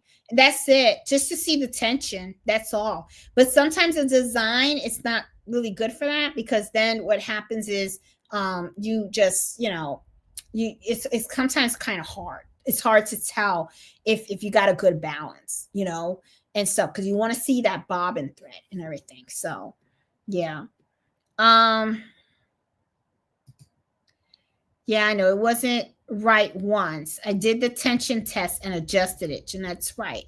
It can change. It can. And it changes for various reasons, okay? For example, once I was changing the bobbin on my machine, I dropped the bobbin case. When I dropped it, it just misaligned somehow. And then when I went to put the bobbin back into the machine, the tension was off. So I had to adjust the tension on my bobbin case, okay? Because when I dropped it, somehow the screw moved on the bobbin case, so my tension was off. Sometimes also, you're sewing a lot and everything like that. Next, tension just goes out of whack, because you've been sewing a lot. I've seen it happen, for several people, and they're like, oh, gotta take the bobbin case, and it's too loose. The case gets too loose, so they have to tighten the bobbin case and everything. Then they test the tension, and then they're good and they're golden. But you have to learn your machine. Don't be afraid of it.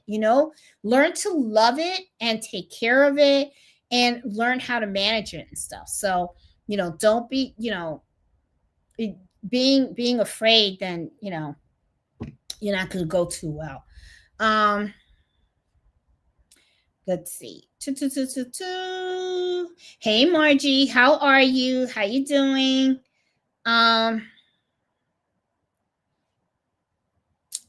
Let's see. Oh, Marlene says I'll be working on getting my designs in categories. Did I miss the supervisor? The supervisor is still here. He did shift a little bit, Rita. Okay. He moved a little bit. He was leaning on the other side while he was taking his nap, but now he kind of switched. As you can see, though, same spot right in front of the embroidery machines. I mean, that's mellow, Let's see. Hey, Anna, how you doing? He's always on a break.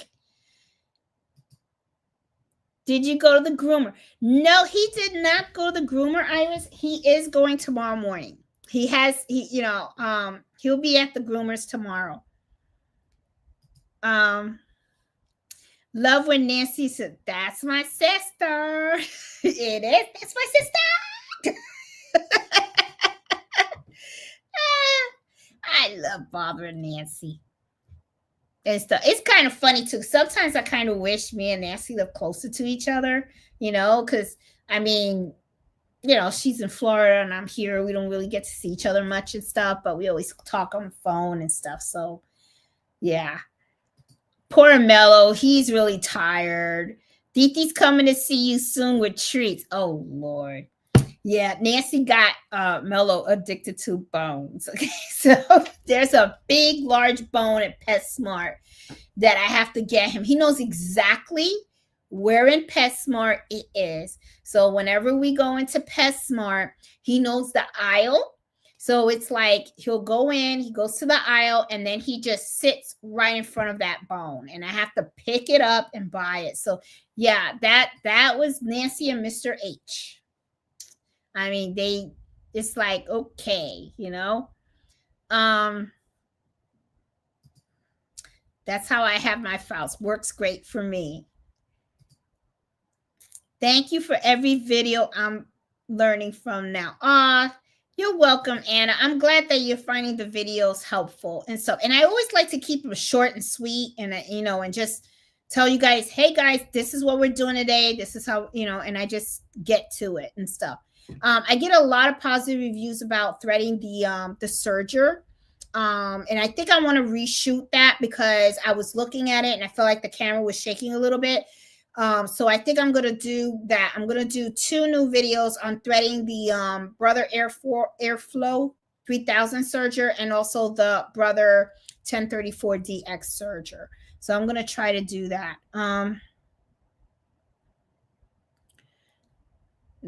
Let's see, going down. So proud of both Nancy and Jeanette. Special shout out to Mr. You Rock. Thank you. Oh, what's your sister's name again? Her name, Sue, is Nancy. And this is her channel. She is right here. She is Gifts HQ. And she also has Crafty. I don't know, where is it? I think I have it downstairs. I don't think I have it here. I think I have it downstairs because I went to put it in my dad's car. Oh, yeah. She has albums. She's got Crafty music. Yeah, I have it downstairs. What a bummer. Did I put it in? I think I did. I think I put it in dad's car. Yeah, because I inherited my dad's Passat, and his car has a CD player. So I bought Nancy's albums and stuff. I wanted to show it off to Sue. And I don't think I have it here. Yeah, I put it in the car. I'm gonna have to tell Nancy to bring me more copies so that way I can just show them off, and stuff. But that's her channel, Sue, and she does a morning show every morning, Monday through Friday at 8:00 Eastern Standard Time. It's a really good show. It's a lot of fun to watch and stuff. She's done a fantastic job on that. She really has. Yep. So Nancy's sister is at Gifts HQ channel, Nancy. Yep. You certainly did not throw in the towel when it came to that channel. That's for sure. I was determined, Rita. I was determined. I was like, we are going to get that design done right. And I will tell you this also, because I was so determined, okay, because there were a couple of times where the customer came out. I think it was when I stitched it out for like the 6th time, because I stitched that baby out 9 times. When it came to like the 5th or the 6th time, the customer was kind of like, well, okay, forget it. And I was like, No, I don't want to forget it. We can do this. We can do this. Okay. Let me just work with the digitizers. We're going to get it. And I will tell you though, when that ninth stitch, which this is the ninth stitch, okay, when this came out and we were able to see the details, and I mean, the customer was just at awe. And she was like, oh my God, you did it. I mean, she was like, you brought that artwork to life in embroidery. She was like, oh my God. And right there, that's when all the orders came in, because it was just like, oh, because she had plans for it. I know she had a vision for this in embroidery design. She saw so many things. So, and I wanted to help her make that a reality. So yeah, I was not going to give up. I really was not. I was not going to give up. And they, Sue, look at that. My Nancy said hi to you. That's her channel. Other business owners don't expect you to work for free. Yep. They know a business has overhead costs. Yes, Debbie, I totally agree. And that's why, honestly, that's why I kind of do like working with other business owners, because they have that respect. They know, they know, they know the situation, and stuff. But sometimes, it can get kind of, touchy when you're dealing with these one orders, because people don't, and I don't want to say that they're disrespectful. The thing is, they don't know. You know what I'm saying? They don't know, and they don't understand the costs that are involved in running a business. And it's the same like when me and Nancy were talking, the cost of running a YouTube channel. This is not easy either. A lot of times people think, oh, you just turn on a camera and you just talk away. That's not true. There's lighting that's involved. There's a lot of cameras. If you look at Nancy's channel, you look at mine, you're going to see a big difference. Okay. Nancy is really, she has all the cameras and everything like that. But the thing is, she has Mr. H. Mr. H spends a lot of time in testing the sounds and testing the lighting and all that kind of stuff. I run this by myself. I wish I had a Mr. H. I don't. Okay. My husband has his own obligations and stuff like that. It would be really unfair for me to tell him, I need you to do this, because this is not his thing. Okay. My son has his own thing. This is my thing. So I have to kind of do this on my own. And it is very time consuming. It is very expensive as well. Okay. Because you have to pay for streaming software. That is almost like $1,000 a month in costs. I have to pay for cameras. I got to pay for tripods. I got to pay for lighting and all that kind of stuff.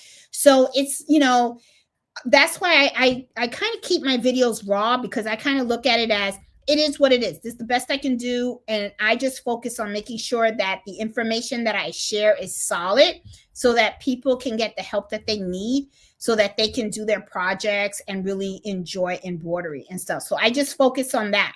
I would love to have all the bells and whistles, but I can't. I just don't have that time to dedicate, because I have to run my orders. And when I get orders from these other businesses, they don't come with one shirt. Okay. They don't come to me and say, hey, can you just embroider a kid's name on a towel and stuff, which is like something you can do in 20 minutes. They come in boxes. Okay. So they come with a van, and they are dropping off lots of boxes, which sometimes kind of feel bad for my family, because the boxes can take up a lot of space in our first level of the home. And, I try to process all those orders just so I can get those boxes back out. So, we're talking about businesses that are bringing aprons, and, if they run a restaurant, they usually coming with like 25, 30 aprons. Sometimes if it's a tech company, they have expos or they have golf events and stuff like that. They're coming with like 40, 50 shirts that they need me to embroider. Once in a while, I'll get, a customer that wants like a baby shower or something like that. And that's usually a onesie and everything. But the thing is, it's a lot. It is a lot of work, and stuff. So, a lot of times people don't kind of understand that, but it's a lot and stuff. Miss Banks, yes, I have text Jackie, Miss Banks. She is getting better. She's still trying to recoup and everything, but she is getting a lot better and stuff like that. But I have been trying to stay in touch with her and stuff. Did you ever on the back of a cap? Yes, I don't have a video on that yet, Jenny, but that is something that I am going to be doing really soon. Because there are several ways to embroider the back of a cap. And the thing is, I want to show you multiple ways to embroider on the back, okay? Because, and on the PR, I'm going to do it on the PR 1055X. I also want to do it on a flatbed machine as well, Jenny, because not everybody has the multi-needle machines. So I want to do this. And as a matter of fact, because this hat is a little wonky, I'll use this hat for one of the demonstrations.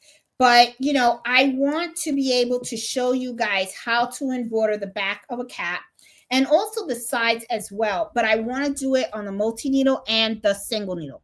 Now, I'm thinking of doing it all in one video, but if I see that it's a little too lengthy, then probably what I'll do is I'll post 2 separate videos and I'll show you guys. That way you can pick the video that is appropriate to the machine you have, whether you have a flatbed or you have a multi-needle.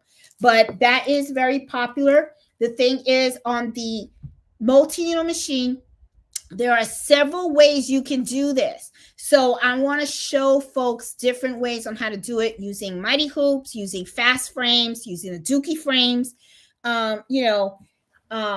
That way folks can know how to do this and stuff like that. But embroidering the back, I will definitely do that. As a matter of fact, let me see if I can do that this weekend, Jenny. That you'll give me something to do, because what I've been doing is I've been looking at my sewing room and I'm getting pissed because I'm like, I want that sewing room finished. But that's all right. Back of caps. Maybe I'll do that this weekend. And stuff, and then it'll go live on like Monday or Tuesday. Okay. So thanks for that, for letting me know and stuff. And I will do that, Jenny, because that would be a good one. Yeah. Hey, Deborah, how you doing? Let's see. That's what I had to tell someone, because Jeanette, I don't turn my machines on for nothing less than $15. That's what I do too. Yeah, I don't. I just don't. And sometimes people just don't understand, Miss McFake. Like, I did have one customer that she wanted me to do initials on a dress cuff, on a dress shirt on the cuff, right? They were little, and yeah, but the thing is, my minimum charge is $15. So she was like, that's a lot for just 3 little letters on a cuff. And I said, well, I still got to turn on the machine. I said, that's my minimum. I said, if you have a bulk order, then we're talking different. Okay. So what she ended up doing was she took all the dress shirts from her husband's closet and brought them to me. And I was like, okay, now we're talking. Okay. And it worked out great, because then he got all his dress shirts with the initials. And I actually made more than $15 because I ended up charging about $7 a shirt. And it worked out for both, because she got, so I just did $7 a shirt. And I explained to her, for every shirt, I had to have sticky stabilizer.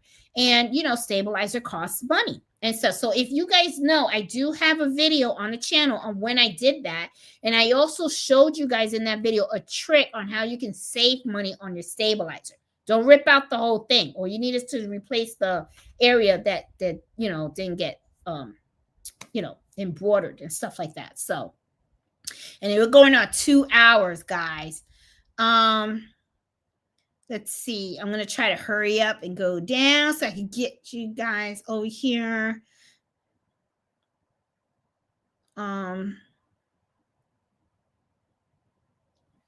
She is trying to heal more. Yeah, Miss Bank, she's getting better. She's getting better. I hope that she gets better so that she could join us at the Sewing and Quilt Expo. I would love to see her. I would love to see her. We are a community. We notice when someone, we are.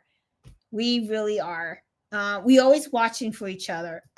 Pricing's always hard for me. Need a tutorial on that. I get more confused. There's so many different ways to set the pricing, Marlene. To me, it's like you want to make sure that you don't sell yourself short. And this is the other thing too that I tell folks as well. Your pricing is your pricing, okay? Just because somebody else charges one doesn't mean that you should be charging the same, okay? Everybody's in different locations. Some states, some states are, their cost of living is higher than others. So, you just have to do what you feel is comfortable, okay? And that money's going into your pocket, all right? You're not embroidering for free, all right? So, oh, Marsha lost her pop. Oh, life is sad. I'm sorry, Marsha. I know what it's like when you lose a pet. It's devastating. It really is. I'll probably be a mess when Mel turned 5. Ooh, and I dread it now. Every time he gets a birthday, I kind of dread it because I'm like, oh God, no, I want you to leave. He needs to live 50 years. He really does. Oh my God. Hey Tammy, how are you? How you doing? Go to the Crafty Sisters.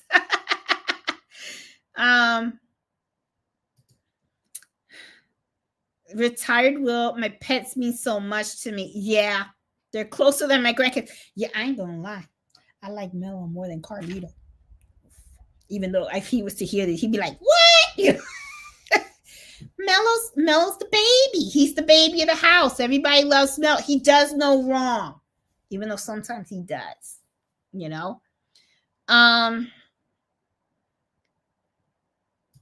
Hey Anna, how you doing?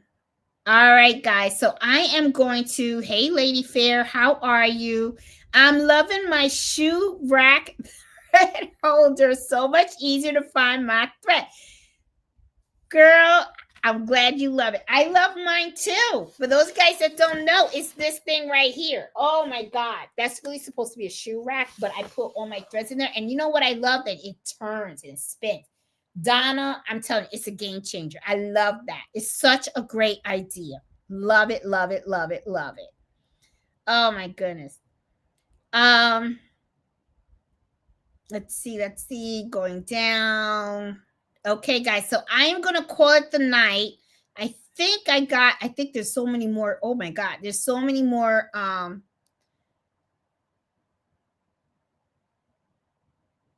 things in the chat, but I can't go through all of them. Yeah, because I ain't got to call it the night because I got to get up early tomorrow because I got to take Mello to the groomer. And then after the groomer, then I'm going to hit Susie's Quill Shop because I want to drop off some of my items over there for the show and tell for Saturday and stuff. So I will do it.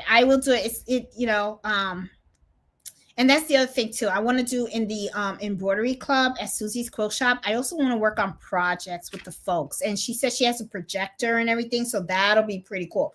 So I definitely want to go there. If I go there tomorrow and I see she's too busy, then I'll tell her I'll just come in the middle of the week. So that way I could get a feel of the room and all that kind of stuff. So I could get an idea of things I could do and stuff. It's amazing the way you are so raw, but real straightforward to the point. Don't hold back and don't clean it up. Oh, thanks. Okay, we're always able to see mistakes and how to fix them. Oh, well, McFake, thank you so much for coming because, I do worry sometimes because I'm kind of like, I feel like the channel's so plain, but the thing is, I focus more on the information because my thing is I want to make sure people get the information they need so they can just do their thing and stuff. But thanks for letting me know and stuff.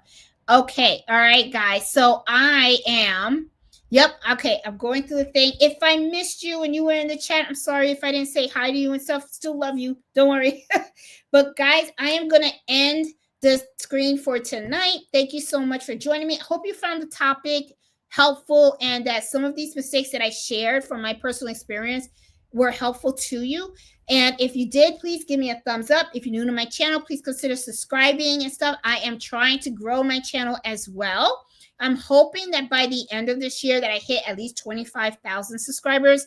I'm already over 20,000, so haven't hit 21 yet, but I'm trying to see how far I can go. So, but either way, if I get subscribers, great. If not, it's not a problem. I'm good with it too. But I would appreciate, because it does help the channel a lot. And and the thing is, if it helps the channel, and I get to to collect more from YouTube and stuff, it will help me fund the channel. Because like I said, running a YouTube channel, pretty expensive. It's not cheap, okay? Because there's a lot of pieces involved and stuff like that.